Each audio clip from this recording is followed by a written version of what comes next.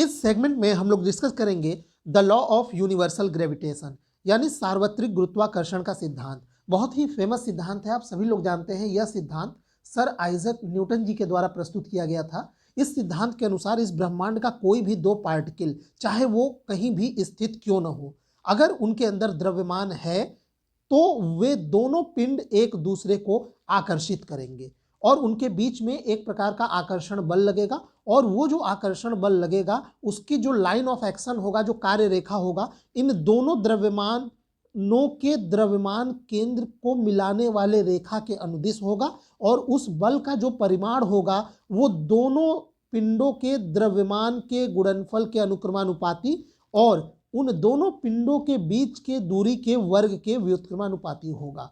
यह सिद्धांत कहता है, यानी इसका मतलब यह हुआ कि अगर दोनों पिंडों में से किसी एक का या दोनों का द्रव्यमान अगर बढ़ेगा तो उनके बीच में आकर्षण बल भी बढ़ेगा, और अगर उनके बीच की दूरी बढ़ेगी तो उनके बीच में आकर्षण बल घटेगा, और वो जो घटेगा वो इनवर्स स्क्वायर लॉ, यानी F is a proportional to 1/r²। ठीक है, इनवर्स स्क्वायर लॉ भी इस स्टेटमेंट को कहते हैं, केवल इस वाले को, F is a proportional to 1/r², यानी इसको हम लोग बोलेंगे या तो इसको ऐसे बोलिए F is a proportional to 1/r², या फिर इसको बोलिए F is inversely proportional to r²। ठीक, इस स्टेटमेंट को इनवर्स स्क्वायर लॉ भी कहते हैं। तो ये कहता है कि अगर दोनों के बीच की दूरी अगर बढ़ेगी तो उनके बीच का फोर्स जो है वो तेजी से घटेगा। ठीक है, इसी को हम लोग डिस्कस करने वाले हैं, और भी बहुत सारे इंटरेस्टिंग फैक्ट हम लोग इसमें देखेंगे। सबसे पहले हम लोग इसका स्टेटमेंट देख लेते हैं। This law states that every particle of matter in the universe attracts every other particle with a force that acts along the line joining the center of mass of particles and has magnitude that is directly proportional to the product of their masses and inversely proportional to the square of distance between them। यानी इस ब्रह्मांड का प्रत्येक कण जिसमें द्रव्यमान हो किसी दूसरे प्रत्येक कण को आकर्षित करता है, तथा यह आकर्षण बल दोनों कणों के द्रव्यमान केंद्र से होकर गुजरने वाली रेखा के अनुदिश होते हैं। इस आकर्षण बल का परिमाण दोनों द्रव्यमानों के गुणनफल के अनुक्रमानुपाती तथा दोनों कणों के बीच के दूरी के वर्ग के व्युत्क्रमानुपाती होती है। ठीक है, ये इसका स्टेटमेंट है। अगर इसी स्टेटमेंट को हम लोग मैथमेटिकल फॉर्म में लिखें तो F is a proportional to m1 into m2, and second statement F is inversely proportional to r², या यूं कहिए F is a directly proportional to 1/r²। ठीक है, ये जो सेकेंड वाला स्टेटमेंट है इसको इनवर्स स्क्वायर लॉ भी कहते हैं। ठीक, डायग्राम से यहाँ पे देख लीजिए, दो पार्टिकल है, एक का मास m1 है, दूसरे का मास m2 है, दोनों के बीच की दूरी स्मॉल r है, और इनके बीच में लगने वाला बल F है। एक बात याद रखिएगा, ये जो बल लगता है जिसे हम लोग गुरुत्वाकर्षण बल कहते हैं, ग्रेविटेशनल फोर्स, ये सिर्फ और सिर्फ आकर्षण प्रकृति का होता है। ठीक है, आगे बढ़ते हैं। तो जब हम दोनों स्टेटमेंट को अगर हम कंबाइंड करेंगे, ये दोनों स्टेटमेंट को हमने यहाँ पे कंबाइंड कर दिया, तो यहाँ पे ये proportional F is a proportional to m1 m2/r² आया। अब ये अगर हम लोग प्रोपोर्शनैलिटी हटाएंगे तो यहाँ पे एक कांस्टेंट आता है g, या -g कह लीजिए। यहाँ पे ये कांस्टेंट आता है g, और इस g को हम लोग कहते हैं g is a universal constant known as gravitational constant. ठीक, अब आप बोलेंगे ये निगेटिव साइन का क्या मतलब है? देखिए, जब कभी भी फोर्स के फॉर्मूला में अगर निगेटिव साइन है तो इसका मतलब आप ये समझिएगा कि जो फोर्स होगा वो अट्रैक्टिव नेचर का होगा। ठीक है, आकर्षण प्रकृति का होगा, ये कन्वेंशन होता है। अगर पॉजिटिव फोर्स है तो वो रिपल्सन यानी प्रतिकर्षण प्रकृति का होगा, और अगर निगेटिव फोर्स है तो वो अट्रैक्टिव नेचर का होगा। क्लियर? अब हम लोग यहाँ पे थोड़ा सा जी के बारे में बात कर लेते हैं। जी एक यूनिवर्सल कांस्टेंट होता है। यूनिवर्सल कांस्टेंट का मतलब ये हुआ कि ये पूरे ब्रह्मांड में इसकी वैल्यू बिल्कुल फिक्स होती है। आप ब्रह्मांड के किसी भी कोने में जाइए, चाहे पृथ्वी पे, चाहे मंगल ग्रह पे, चाहे किसी भी ग्रह पे, इवन आप ब्रह्मांड के कहीं पे भी किसी कोने में चले जाइए, इस जी का वैल्यू हर जगह सेम होता है, समान होता है। ठीक है, और ये जी होता है वो स्केलर क्वांटिटी होता है, और इसका वैल्यू यहाँ पे दिया गया है 6.673 इंटू 10⁻⁻11 न्यूटन मीटर स्क्वायर पर kg स्क्वायर। ठीक है, एक और यूनिट जैसे न्यूटन को भी आप फंडामेंटल यूनिट्स में ब्रेक करेंगे तो ये 6.673 into 10⁻11 metre cube by kg into second square. ठीक है, ये इस प्रकार से इसका ये यूनिट, दोनों यूनिट में आप लिख सकते हैं, कोई समस्या नहीं है। ठीक है, अब यहाँ पे कुछ हम लोग और पॉइंट देख लेते हैं जो कि बहुत इंपॉर्टेंट है। पहला, G is a universal in nature. It does not depends on place, nature of medium, masses, pressure, temperature and external condition. यानी जी का वैल्यू न तो किसी जगह पे निर्भर करता है और न ही दोनों पिंडों के बीच के किसी माध्यम की प्रकृति पर निर्भर करता है, न ही दोनों पिंडों के बीच में अगर कोई मास आ गया तो उस पर निर्भर करता है, न ही दाब, ताप, किसी भी प्रकार के एक्सटर्नल कंडीशंस पे निर्भर नहीं करता है। जैसे मान लीजिए ये एक M1 पार्टिकल है, दूसरा M2 पार्टिकल है। अब इस पार्टिकल के बीच में चाहे कोई भी मीडियम हो, चाहे कोई अनदर मास ही क्यों ना हो, इन सभी चीज़ों से जी का वैल्यू प्रभावित नहीं होता। एक चीज़ और ध्यान देंगे, ये एक डिबेट का विषय है कि जी का वैल्यू टाइम पे निर्भर करता है कि नहीं। मतलब जैसे कुछ साइंटिस्टों का मानना है, जैसे डिराक एक साइंटिस्ट थे, उनका मानना था कि जो ग्रेविटेशनल कांस्टेंट जो जी है, इसकी वैल्यू समय के साथ वेरी करेगा, ठीक है, समय के साथ इसकी वैल्यू बदलेगी। तो अभी इस पर ये डिबेटेबल है, ये प्रूफ नहीं हुआ है कि जी की वैल्यू टाइम के साथ जैसे जैसे ब्रह्मांड का एज बढ़ेगा तो जी की वैल्यू, कैपिटल जी की वैल्यू कम होगी कि बढ़ेगी, ये अभी इस पे कई साइंटिस्टों का मतभेद है। तो हम लोग टाइम की बात नहीं करेंगे, लेकिन बाकी सभी कंडीशंस पे ये निर्भर नहीं करता है, ठीक है। यहाँ पे ये हिंदी में है, जी की प्रकृति सार्वत्रिक होती है, यह किसी जगह, माध्यम की प्रकृति, अन्य द्रव्यमान, दाब, ताप तथा बाह्य परिस्थिति पर निर्भर नहीं करती है। अगला पॉइंट ये है कि gravitational forces are always attractive and weak in nature. देखिए, जो गुरुत्वाकर्षण बल होता है वो सदैव आकर्षण प्रकृति का होता है और ये ब्रह्मांड के मूल बलों में सबसे कमजोर बल होता है। आप सभी लोग जानते हैं इस ब्रह्मांड में जो फंडामेंटल फोर्स हैं वो 4 ही फंडामेंटल फोर्स होते हैं, ठीक है। उन चारों फंडामेंटल फोर्स में ये जो गुरुत्वाकर्षण बल होता है ये सबसे कमजोर, सबसे वीक होता है। सबसे स्ट्रॉन्गेस्ट जो सबसे पहले नंबर पे आता है वो होता है स्ट्रॉन्ग न्यूक्लियर फोर्स। उसके बाद जो सेकेंड नंबर पे आता है वो होता है इलेक्ट्रोमैग्नेटिक फोर्स, ठीक है, इलेक्ट्रोमैग्नेटिक इंटरेक्शन या इलेक्ट्रोमैग्नेटिक फोर्स, जिसको वैद्युत चुंबकीय बल कहेंगे। तीसरे नंबर पे आता है वीक न्यूक्लियर फोर्स, यानी दुर्बल नाभिकीय बल, ठीक है। पहले नंबर पे था स्ट्रॉन्ग न्यूक्लियर फोर्स, प्रबल नाभिकीय बल, और चौथे नंबर पे होता है ग्रेविटेशनल फोर्स यानी गुरुत्वाकर्षण बल, जो कि सबसे कमजोर होता है, ठीक है। आगे बढ़ते हैं नेक्स्ट पॉइंट की ओर। अगला पॉइंट है gravitational forces are central in nature, ठीक है। तो गुरुत्वाकर्षण बल एक केंद्रीय बल होता है। ये आप लोगों को मैं इसी यूनिट के शुरुआती टॉपिक में बहुत अच्छे से समझा चुका हूँ कि सेंट्रल फोर्स यानी केंद्रीय बल क्या होता है। इस पर हम लोग अभी यहाँ पे बात नहीं करेंगे। अगला है gravitational force occurs in action reaction pair, यानी गुरुत्वाकर्षण बल क्रिया प्रतिक्रिया के रूप में होता है। इसका मतलब जैसे दो पार्टिकल है, पहली बात ये जो गुरुत्वाकर्षण बल होता है ये दो पार्टिकल के बीच में ही होता है, 3 या 4 या 5, वैसे आप लोग इसको मत समझने की कोशिश करिए। जैसे यहाँ पे मान लीजिए एक तीसरा पार्टिकल भी है M3, तो आप जब भी इनके बीच में फोर्स निकालेंगे वो पेयर में निकालेंगे, M1 और M3 के बीच, M1 और M2 के बीच, M3 और M2 के बीच। आप साइमल्टेनियसली तीनों के बीच में इंटरेक्शन नहीं निकालेंगे।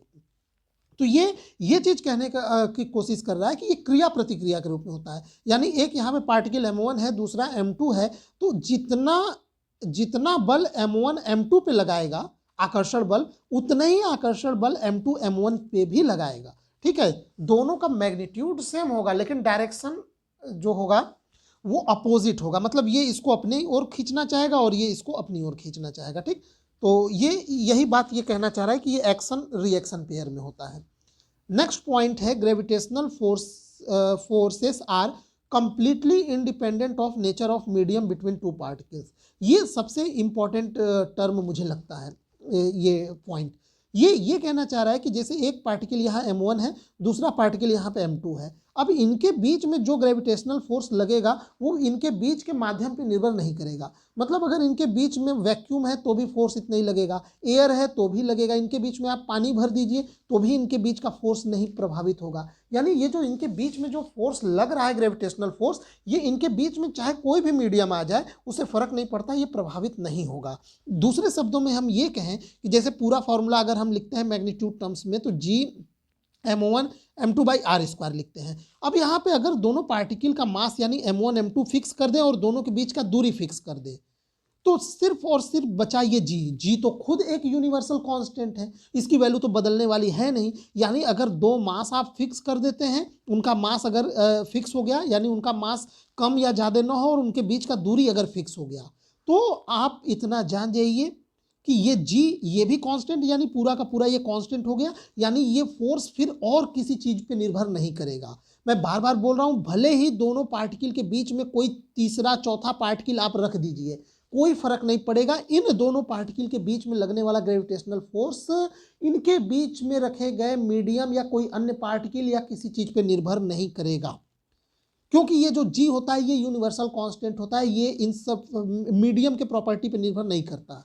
दूसरी तरफ अगर आप लोगों को याद होगा कि दो चार्ज के बीच में लगने वाला बल, जैसे मान लीजिए एक चार्ज यहाँ पे मैं Q1 ले लेता हूँ और दूसरा चार्ज मैं Q2 ले लेता हूँ, इसको जरा अच्छे से समझते हैं। देखिए पहले केस में मैंने ये ग्रेविटेशनल फोर्स के लिए M1 M2 लिया था और फोर्स कितना हो जाएगा G M1 M2 by R square.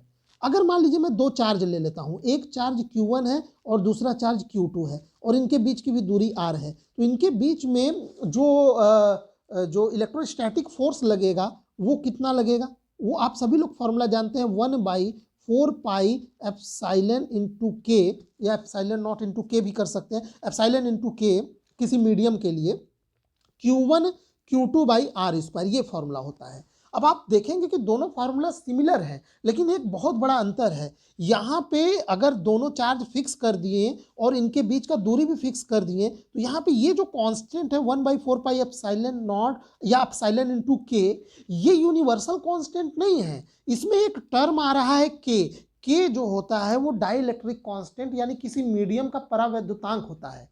इसका मतलब हुआ कि इलेक्ट्रोस्टैटिक फोर्स यानी स्थिर वैद्युत बल जो होता है वो दोनों चार्ज के बीच में कौन सा मीडियम है इस पे भी निर्भर करता है।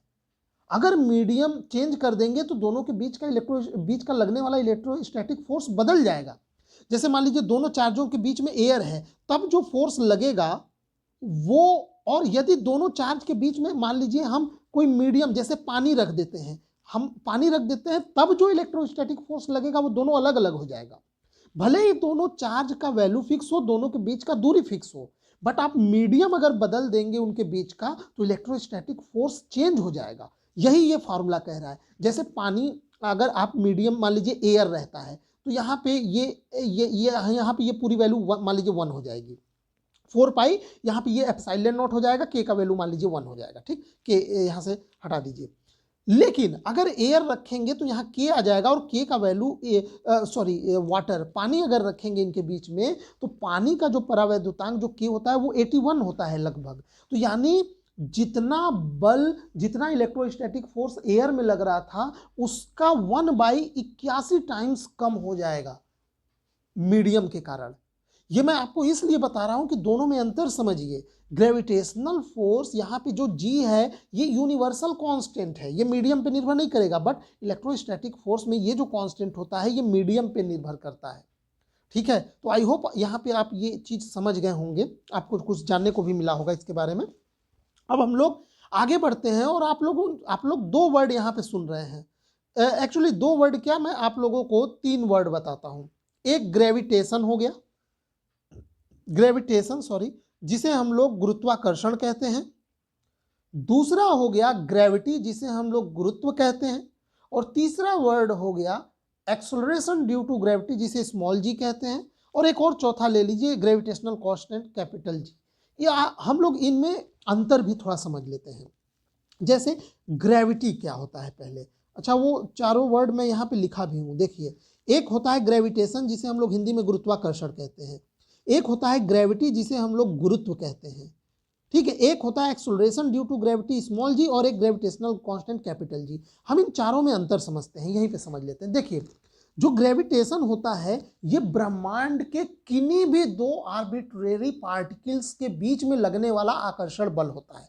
यानी ब्रह्मांड का कोई भी 2 पार्टिकल ले लीजिए, उनके बीच में जो आकर्षण बल लगेगा उसे हम गुरुत्वाकर्षण कहते हैं। जबकि ग्रेविटी में क्या होता है, ग्रेविटी में एक पार्टिकल हमारी पृथ्वी हो जाती है, अर्थ, यानी दूसरा पार्टिकल चाहे जो भी हो, पहला पार्टिकल हमारी अर्थ होगी, पृथ्वी। तो इस केस में जो गुरुत्वाकर्षण यानी जो ग्रेविटेशन होता है उसे हम ग्रेविटी बोल देते हैं, गुरुत्व यानी ग्रेविटी जो है वो ग्रेविटेशन का ही एक स्पेशल केस है। बस शर्त यह है कि 2 पार्टिकल में से एक पार्टिकल हमारी अर्थ होनी चाहिए। यानी एक चीज जानने को मिला कि ग्रेविटेशन और ग्रेविटी दोनों फोर्स हैं, ठीक है। अब आता है, देखिए ये ग्रेविटेशन और ये ग्रेविटी दोनों क्या है, फोर्स है। तो ग्रेविटी के केस में, यानी एक पार्टिकल क्या है, हमारी अर्थ है, दूसरे पार्टिकल कोई और हो सकता है। तो ग्रेविटी के केस में जब अर्थ किसी पार्टिकल को अपनी ओर खींचती है, आकर्षित करती है, तो इस गुरुत्व बल के कारण इस पार्टिकल में जो एक्सेलरेशन पैदा होता है, जो त्वरण पैदा होता है, उसे हम लोग बोलते हैं गुरुत्वीय त्वरण या त्वरण यानी एक्सेलरेशन ड्यू टू ग्रेविटी, गुरुत्वीय त्वरण स्मॉल जी, यानी ग्रेविटी फोर्स के कारण जो एक्सेलरेशन पैदा हुआ। जबकि ग्रेविटेशनल कांस्टेंट जी क्या होता है, ये एक यूनिवर्सल कांस्टेंट होता है जो कि ग्रेविटेशन के फॉर्मूले में आता है, ये हमने बता दिया। तो ये चारों इसमें अंतर होता है, ठीक है। तो यहाँ पे हम लोग ग्रेविटी के बारे में यहाँ पे जल्दी से देख लेते हैं। The gravitation is the force of attraction acting between two bodies in whole universe. However if one body is earth then gravitation is called gravity. That means gravity is the force by which earth attracts a body towards its centre.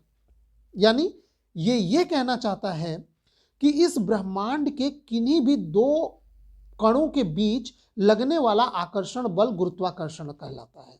जबकि यदि दोनों पिंडों में से एक पिंड पृथ्वी हो तो उसी गुरुत्वाकर्षण को हम लोग गुरुत्व कहते हैं। अर्थात गुरुत्व वह आकर्षण बल है जिसके द्वारा पृथ्वी किसी अन्य पिंड को अपने केंद्र की ओर आकर्षित करती है, ठीक है। तो ये कहलाता है ग्रेविटी। तो आप ये समझ गए होंगे, ठीक है। नेक्स्ट टर्न पे हम लोग ये small G and capital G में रिलेशन पढ़ेंगे। इस सेगमेंट में बस इतना ही रहने देते हैं, इसको मिक्सअप नहीं करते हैं। आज आपका मेन फोकस रहना चाहिए the law of universal gravitation पे, ठीक है। तो इस सेगमेंट में बस इतना ही। वीडियो देखने के लिए आपका बहुत बहुत धन्यवाद।